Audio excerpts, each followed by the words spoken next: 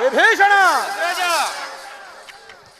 ಅಖಂಡ ಅವನಿ ಮಂಡಲ ದಿಗ್ವಿಜಯ ದಂಡಯಾತ್ರೆಯಲ್ಲಿ ಮುಖಂಡರೆನಿಸಿ ಮೆರೆದವರ ರುಂಡ ಮುಂಡಗಳನ್ನು ಚೆಂಡಾಡಿ ರಣದೇವತೆಗಳಿಗೆ ರಕ್ತ ದೌತಣವನ್ನಿಟ್ಟು ಅವನಿ ಮಂಡಲದ ಪದವಿ ಪಟ್ಟವನ್ನು ಈ ದೋರ್ದಂಡನ ಹಸ್ತಪೀಠಕ್ಕೆ ಒಪ್ಪಿಸಿದ ಮಹಾಮಂಡಲಾಧೀಶ್ವರರೇ, ಸಮರಾಂಗಣದಲ್ಲಿ ಸಮಯವಿತ್ತು ಸಮಯೋಚಿತವಾದ ಸೂಕ್ತ ಸಲಹೆಗಳನ್ನು ನೀಡುತ್ತಿರುವ ಅಮಾತ್ಯರಾದ ಪ್ರಹಸ್ತ,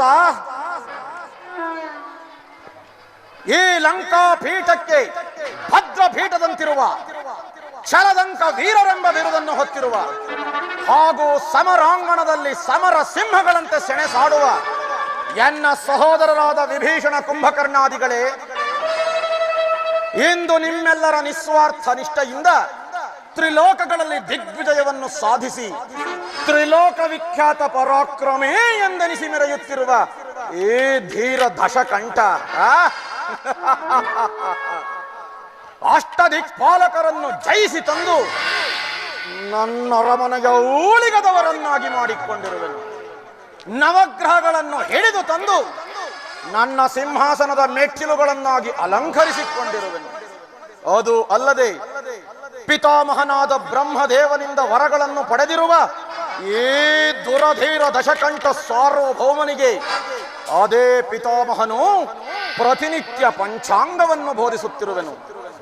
ಅಲ್ಲದೆ ಲಯಕರ್ತನಾದ ಮಹಾದೇವನ ಸಾಕ್ಷಾತ್ಕಾರಕ್ಕಾಗಿ ಅಹರ್ನಿಶಿ ಅನೇಕ ವರ್ಷಗಳ ಕಾಲ ತಪಸ್ಸನ್ನು ಮಾಡಿ ನನ್ನ ದೇಹವನ್ನೇ ರುದ್ರ ವೀಣೆಯನ್ನಾಗಿಸಿ ನನ್ನ ಕರುಳುಗಳನ್ನೇ ತಂತಿಯನ್ನಾಗಿಸಿ ಸಾಮಗಾನವನ್ನು ನುಡಿಸಿ ಶಂಕರಾಭರಣ ರಾಗವನ್ನು ಪಾಡಿ ಶಂಕರನನ್ನು ಮೆಚ್ಚಿಸಿದ ಶಿವಭಕ್ತ ದುರಂಧರ ಈ ಪ್ರಚಂಡ ರಾವಣೇಶ್ವರ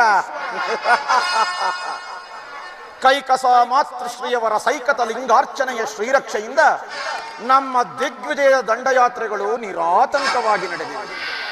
ಅದು ಅಲ್ಲದೆ ಹರನ ವರಬಲವೆಂಬ ವಜ್ರ ಕವಚವನ್ನು ತೊಟ್ಟು ಸುರ ನರೋರ್ವ ವೃಂದವನ್ನೇ ಭೀತಿಗೊಳಿಸಿದ ಬ್ರಹ್ಮಕುಲೋತ್ಪನ್ನ ಮಹಾಬ್ರಾಹ್ಮಣ ಈ ಧೀರ ದಶಕಂಠ ರಾವಣ